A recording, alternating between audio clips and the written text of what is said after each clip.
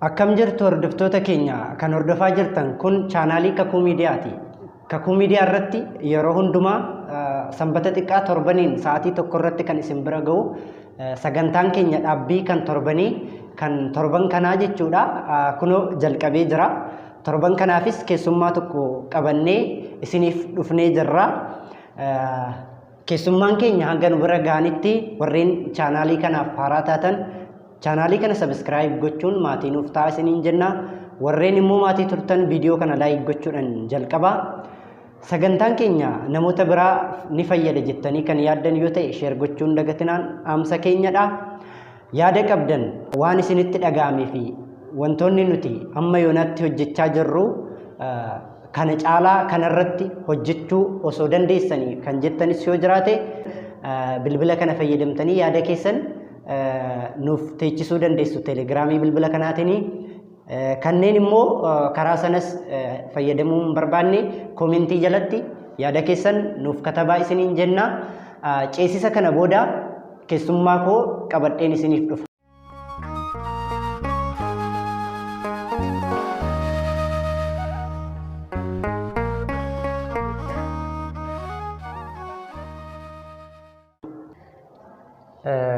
Keessummaan kan koo kunoo argamanii jiru na bukkee jiru.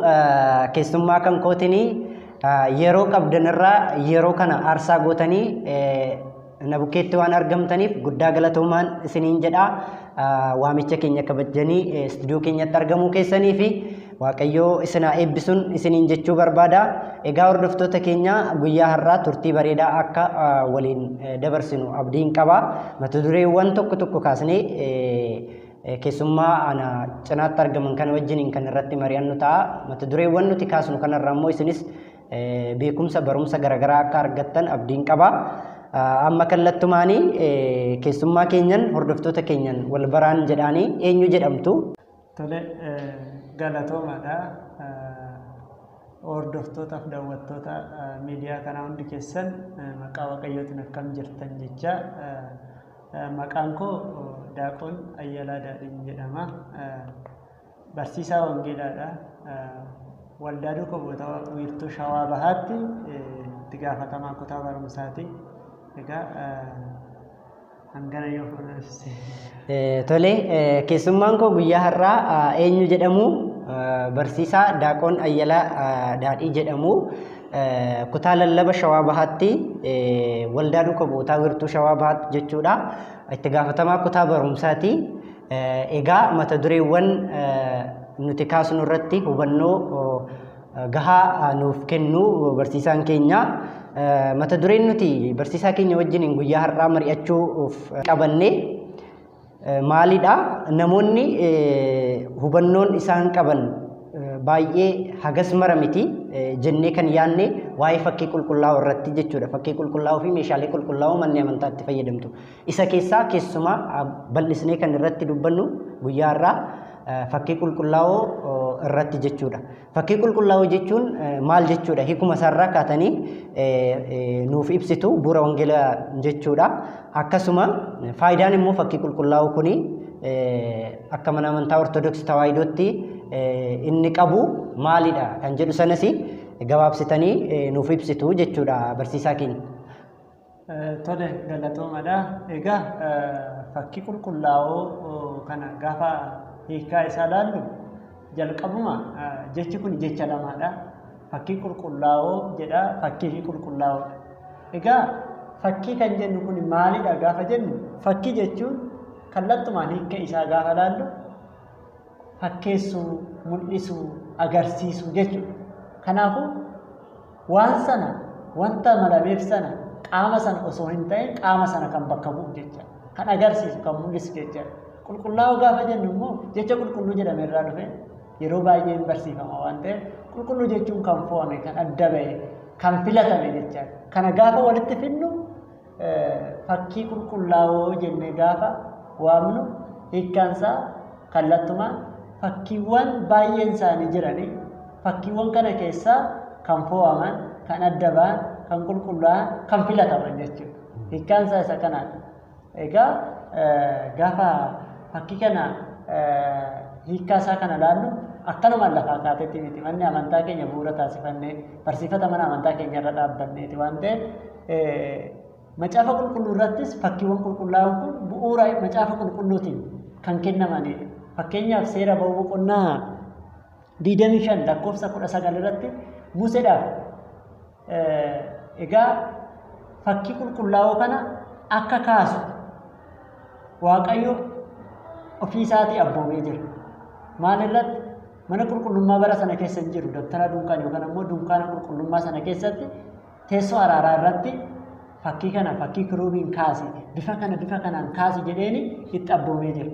Akkasumas qulqullichi Saloomoon egaa mana qulqullummaa kana ijaaree booda mana qulqullummaa ijaaree mana qulqullummaa kana immoo fakkiiwwan qulqullaa'oodhaan kan kiruubeeliitiin miidhagsee jedha. Seera moototaa boqonnaa 6 lakkoofsa 23 irraa hanga 29tti gaafa dubbisnu isa kana ibsaa jechaadha. Kanaafuu fakkiiwwan qulqullaa'oo jechuun bu'uura macaafa qulqulluutirraa kaasnee maqaa kana moggaafneefi jechaadha. Faayidaan isaa maalimi? Fakkii qulqullaa'oon kun kan isaa egaa akkana ta'e faayidaa akkamii qaba immoo fakkii qulqullaa'oon kun? Tole egaati akkuma reefu jenne fakkiiwwan qulqullaa'oon kun maal bakka bu'anii kan jedhu iddoo kanatti faayidaa isaa dubbachuudhaan dura maal bakka bu'anii? Fakkiiwwan qulqullaa'oon kun egaa kan filataman kan fo'aman jennee jira. Qulqullootadha kan bakka bu'an qulqulloota. Egaa qulqulloota gaafa jennu walumaa galatti maqaa qulqulluu kana maqaa kan fo'ame kan filataman kana jalqabumarraa Waaqayyo irraa kana. Waaqayyo mataan isaa qulqulluudha. Qulqullummaa kana immoo eenyuuf laatee jira? Kan akka ajaja isaatiitti abboommii isaatiitti deemanii namoota ilmaan namaatiif laatee jira. Qulqulloota kan jennu isa kana guutuu isaa walitti qabate. Waaqayyo irraa ka'ee hanga qulqulloota namoota kennaadhaaf isaa laate. Fakkiiwwan kun eenyu bakka bu'an egaa yoo jennu ko isaan kanneen bakka bu'an jechuudha. Waaqayyo mataan isaa irraa ka'ee waaqummaa isaa irraa ka'ee hanga qulqullootaatti. Faayidaan isaas kanumarraa. Jalqaba irratti faayidaan isaa maalidha gaafa jennu? Inni jalqabaa barumsaaf. Fakkiin qulqullaa'oon kun barumsaaf akka oolaniif ta'aniiti. Gaafuma fakkiiwwan kun ka'an seenaa mana amantaa, bu'uura macaafa qulqulluu, seenaa abbootaa, seenaa qulqullootaa bakka bu'aniiti kan. Kanaafuu qulqulloonni kun seenaa isaan hojjetan, oolmaa isaan oolan, kennaa isaan qaban, ajaa'iba isaan hojjetan, raajii isaan raawwatan hunda isaanii maaliidhaan bakka buusanii fakkii qulqullaa'oo kana irratti akka isaaniif malutti akka isaan ibsutti taa'e. Kana eenyutu irraa barata yoo jennu amantoota. Amantoota akkamiiti? Tokko inni guddaan amantoonni hin dubbisne, amantoonni seenaa kana akkanumatti beekan malee waan tokko hin beekne baay'een isaanii jiran. Isaan kunni seenaa kana sammuu isaanii keessatti akka barataniif, akka itti fayyadamaniif barumsa akka ta'uuf kaa'amee jira. Warroota dubbisuu hin dandeenye qofaa miti. Warroota seenaa kana baay'een isaanii hin beekne baay'een isaanii jiran. Fakkii qulqulluu gooftaa keenya fayyisaa keenya Yesuus Kiristoos fannoo irra ooluusaa gaafa yaadannu fakkii kana kan kaasu ogeessi fakkii kana guutuusaa oolmaa inni nuuf oole sana yaadannoo inni hojjete sana ilma namaatiif kan hojjete sana guutuusaa achirratti bifa fakkiitiin dhiyeesse. Kanaafuu fakkii kanarraa kan baratamu maalidha? Barumsa guddaadha. Barumsa seenaa mana amantaa kana barsiisu. Manni amantaa kan afaan hin barsiistu caala fakkiidhaanis akka barsiistu. Deeggarsa gara tokkoon jecha deeggarsa. Inni lammataan egaa Waaqayyo jaalalaadha. Qulqulloonnis immoo jaalala isaa kana hordofanii addunyaa kana gatii tokko malee kan jaallate san addunyaa kana gatanii Waaqayyo qofa jaallatanii hordofan. Isa kana jaalala barsiisuudhaaf, jaalala qulqullootaaf qabnu, jaalala Waaqayyoof qabnu agarsiisuudhaaf jennee fakkii kana fayyadamna. Manni amantaa keenya jaalala qulqulluu tokkoof qabdu agarsiisuudhaaf ni fayyadamti fakkii qulqullootaa kana. Maaliif jennaan akkuma reefu fakkeenya kaasne fakkeenyaaf gooftaan keenya fayyisaan keenya Yesuus Kiristoos fannoo irra guyyaa jimaataa sana qaraanii irra gaafa oolu harka isaa addaan bal'isee muka fannoo sana irra dhaabbatee dhiiga isaa dhangalaasuusaa barreessaa fakkii kan kaasu ogeessi fakkii sun ni kaase. Kanaafuu jaalalli inni nuuf qabu kun hangam kan jedhu uummanni amantoonni akka irraa baratanii. Qulqulloonni biraallee akkasuma jecha inni sadaffaa gabaabsineetuma gaafa laallu fakkiiwwan qulqullaa'oo kanarraa inni barannu eebba isaaf malu sana kabaja isarraa argannu sana Waaqayyo kabajee jira. Kan filate Waaqayyo eenyumtuun salphisu jedha kitaabni qulqulluun. Isa Waaqayyo kabaje, isa Waaqayyo filate kana kabajuudhaaf eebba isaa kanarraa argachuudhaaf qulqulluu fakkiiwwan qulqullaatoo kana ni fayyadamna. Faayidaan isaa inni guddaan kan inni baay'een isaanii illee jiraata gabaabsineetuma gaafa laallu isa kanadha. Guddaa galatoomaa barsiisaa keenya. Tolee hordoftoota keenya mata dureewwan nuti kaasnee irratti mari'achaa jirrurraa barumsa argachaa jirtu jedheen abdadhaa. Hanga dhumaatti viidiyoo kana daawwachuu hin dagatinaa. Turtiin keenya barsiisaa keenya wajjiniin taasifnee akkuma itti fufetti jira. Chaanaalii kanaaf haaraa kan taatan irra deebiin chaanaalii kana sabiskiraayib godhaan isiniin jedha. Viidiyoo kanas laayik godhaa. Warreen biraafis sheer gochuu hin dagatinaan isiniin jedha. Yaada kan qabdan immoo bilbila toora iskiriinii irra jiru kanaan karaa teelegiraamii isaa yaada keessan nuuf qoodaa. Mata duree kanarrattis osoo hojjettanii kan jettanis yoo jiraate yaada keessan sheer nuuf gochuu hin dagatinaa isiniin jennaa. Warreen immoo yaada qabdan istuudiyoo keenya dhuftanii yaada qabdan sheer nuuf gochuuf balballi keenya banaadhaan isiniin jechuu barbaada. Tolee barsiisaa keenya. Faayidaan fakkii qulqullaa'oo nuuf amantootaa fi akka mana kiristaana ortodoksiitti qabu eegaa kana ta'ee hiikan isaas akka kana eega ta'ee kabajni immoo fakkii qulqullaa'oo kanaaf kennamuu qabu kabaja akkamiiti jettanii yaaddu isin?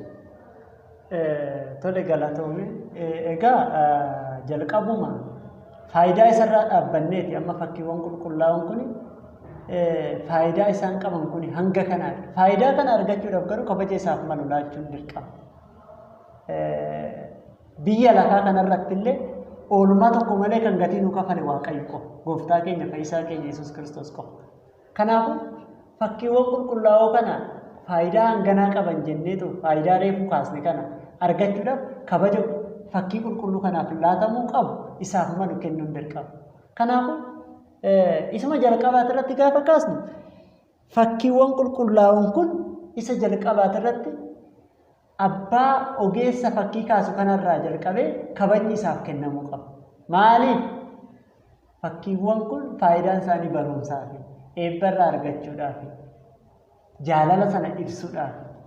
Isa kana hin beeku taanaan ogeessi sun seenaa kana hin beeku, seenaa qulqulluu sanaa hin beeku taanaan kabaja isaaf malu kana hanqisee nutti laachuu danda'a. Gaafa sana amantoonni isa kana fudhatanii kabaja isaaf malu sana illee laachuu baachuu danda'a. Dogongoraan baay'een isaanii yeroo ammaa kana ergaa dabarsuu malan dhiisanii karaa biraa amantoonni biraa akka qeeqa irratti kaasan hanga taasisuutti gahamee jira. Kana qofa miti.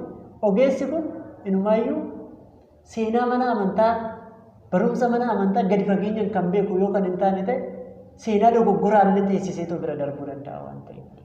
Qulqulloonni seenaan hojjenne agarsiisetu bira darbuu danda'a. Kan jedhu raajinsaa kan biraa fakkiin kan agarsiisu kan biraa gaafa ta'u jira. Amma fakkiiwwan baay'ee fakkii qulqullaa'oo baay'een isaanii ergaan dabarsan kan biraa ta'e kuni kan eenyuti gaafa jedhan kan biraati ma kuni kan eenyuti gaafa jedhan kan biraati. Wajjin rakkataa jira. Kanaafuu jalqaba kabajni kan eenyurraa jalqaba jechaadha. Barsiisaa ogeessaa sanarraa. Ogeessi sun barumsa guutuusaa seenaa guutuusaa eega baratee booda bifa kamiinan agarsiisa jedhee walitti qindeessee ogummaa isaatti fayyadamee barumsa sana akka jalaan fashaleessinetti kabaja isaaf maluuf kaasuun barbaachisaadha. Kana isa jalqabaa eenyu itti gaafatamummaa guddaa kan qabu kan barsiisaa sanaati kan ogeessa sanaati. Inni lammataa mana amantaa keenya. Namoonni fakkii qulqullaa'oo tarii jaalala yookaan immoo eebba qulqullicha sana argachuuf jedhanii tiishartii irratti meeshaalee garaagaraa irratti waanuma karaa sana eebba argatanitti fakkaatee godhachuu danda'u. Inni kun garuu akka barsiisaa fi kabaja fakkii qulqulluu sanaaf kennamuu qabutti sirriidha. Ija kamiin laallamuu qaba akka barumsa mana amantaatti. Dhugaadha. Amma fakkiiwwan qulqullaa'oon kun mana amantaa keenya keessatti faayidaa hanganaa qabu. Kabajni isaaniif laatamuu qabna jennee eega kaasnee booda kan amma isin kaastan kun guutuunsaa sirriidha moo sirrii mitiidha. Inni guddaan amma sirriidha moo sirrii miti. Tishartii irratti maxxanfama. Beeksisa garaagaraa namoonni dhuunfaa ittiin hojjetanii himala hafuuraati jedhanii itti maxxansu. Kana qofa miti. Iddoo garaagaraatti hoteelota garaagaraatti irratti mana dhugaatii garaagaraa keessatti ni maxxanfama. Iddoon kun iddoo dhugaatiiti. Iddoo oolmaa biyya lafaati. Gadi nu harkaa bu'ee jira. Gadi buusanii jiru. Amma isaan akkuma reefu jetta tishartii irratti maxxansannee deebinee immoo meeshaa dhugaatii irratti illee yeroo maxxanfamu jira miti meeshaa dhugaatii irratti illee maxxanfamee jira. baanarii beeksisaa garaagaraa irratti maxxanfama. Bifa fakkii qulqulluu sanaatti illee hanga addaan baafachuun nu dhibutti yeroo haqamutu jira. Inni kun kabajni isaan malu gadi bu'ee jira. Eebba argachuu malu sana sira. Kabaja argachuu malu, faayidaa argachuu malu sana nu harkaa gadi buusee jira. Fedhii dhuunfaa keenyatiif, bineelda dhuunfaa keenyatiif itti fayyadamaa jirra. Kuni guutumaan guututti barsiifata mana amantaa keessaa, seera mana amantaa keessaa akka baanu nu taasisaa jira. Hubannoon itti laatamee yookaan ammoo hubannoo qabaachuu baachuu danda'a namni kun. Garuu inni guddaan maalidha? Kabajni argachaa jirru suni argachaa hin jirrudha inni guddaan argachaa hin jirru. Kanaafuu isaan amma isin tarreessitan kana amma yaadne kun guutuunsaa akkuma reefu jenne san iddoo garaagaraatti mana keenya keessatti illee bakki maxxansinu yookaan bakka isaaf malu hin kennine ta'e kabaja dhabaa jirra. Isa qofa miti. Bakki inni itti gurguramullee murteessaadha amma. Daandii irratti hawaara keessatti naannoo mana kiristaanattuu daldaltoonni faayidaa yookaan immoo gurguranii qarshii irraa argachuu malee kabaja waan gurguranii sanaa eeganii miti kan gurguran. Inni kunillee akka sirrii hin taanedha jechuudha akka barsiisa mana amantaatti. Kanaafuu dogongoroota akka kanaaf immoo warreen gocha akka kanaa irratti bobba'anii fi eenyutu itti gaafatamummaa fudhachuu qaba. Rakkoon kun akka furamuu fi itti gaafatamummaan kan eenyuti? Manni amantaati moo amantoota moo eenyutu waan kanaaf furmaata silaa kennuu qabaayyu?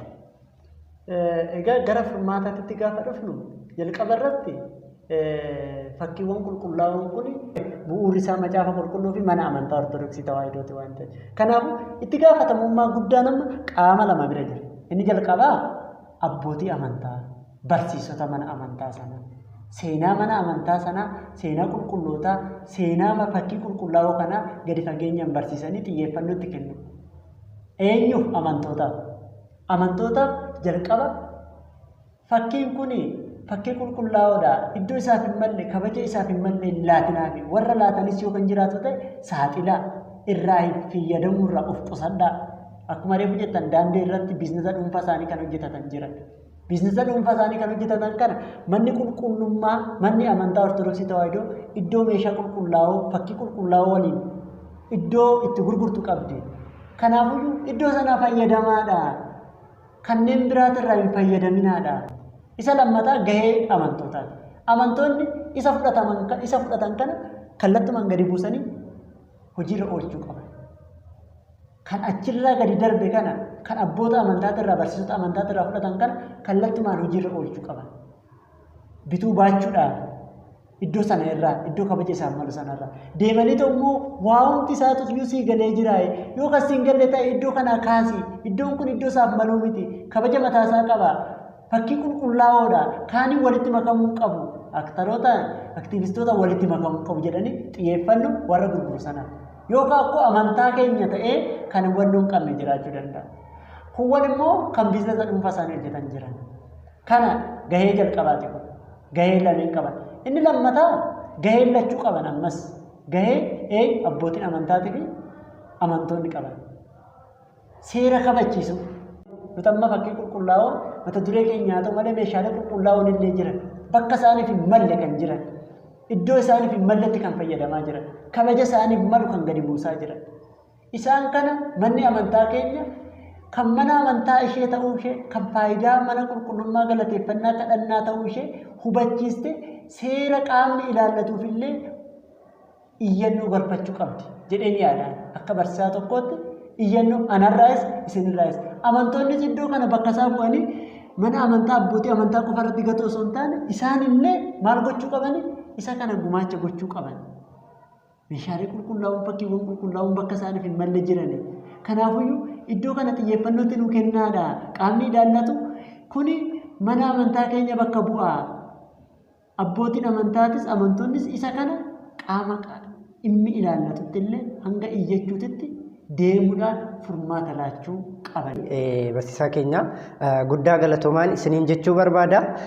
Egaa meeshaalee manni kiristaanaa itti fayyadamtu meeshaalee qulqullaa'oos ta'ee fakkii qulqullaa'oo bakka malleefitti namoota gurguranirraa bituu dhabuu akkasuma immoo faayidaa fakkiin qulqullaa'oo qabu wallaalurraa kan ka'e bakka garagaraatti kan itti fayyadamnu suga argachuu qabnu sana nu dhabsiisa malee sugaa argachuu qabnu sana akka argachuu hin dandeenye kabaja isaaf malu qofa yoo kennineefidha kan sugaa argannu yookaan immoo eebba qulqullicha sanaa argannu.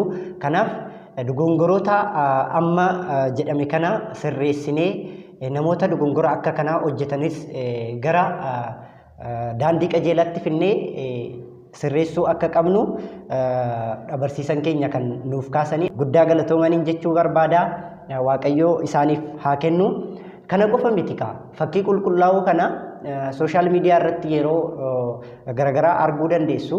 Amantoonni biraa namoonni amantaa kana hordofne jibba amantaa kanaa qabanii fakkii qulqullaa'uu akka hin taanetti bakka hin taanetti kabaja isaa hir'isanii yeroo akka malee godhan yeroo miilan irra ejjetan akkasuma yeroo ibiddaan guban ni argina. Isa kanaafi namni amantaa kana keessa jiru namni waa'ee fakkii qulqullaa'uu beeku akkasuma manni amantaa meeshaa manni amantaa itti fayyadamtu jettee waa'ee kana irraa dubbachuu qabdi. Nama yakka akkasii hojjetus immooyyuu gara himachuu dandeessuun himachuu akka qabduudha. Egaa sagantaan keenya torban kana kanumaan gayyonatti hordoftanidha. Warreen chaanaalii kanaaf haaraa taatan sabiskiraayib osoo hin godhin hin bayinaa. Viidiyoo kana immoo namoota biroof sheer gochuun dagatinaa isiniin jenna.